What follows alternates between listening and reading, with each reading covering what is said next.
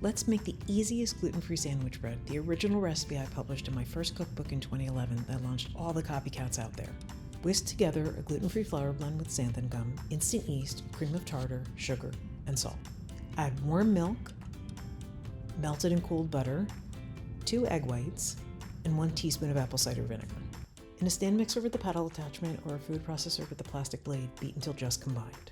Scrape down the sides of the mixer bowl to ensure that all the ingredients are incorporated into the mixture. Turn up the mixer speed to medium-high and mix for about 3 minutes.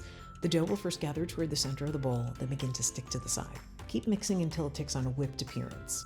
Transfer it to a greased and lined loaf pan. The bread dough will be wet and sticky. Don't worry, that's the way it's supposed to be.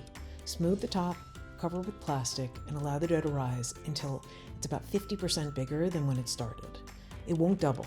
If the rise starts to break through the top, don't let it rise anymore. Bake for about 1 hour at 375 degrees. Cool completely, then slice and serve.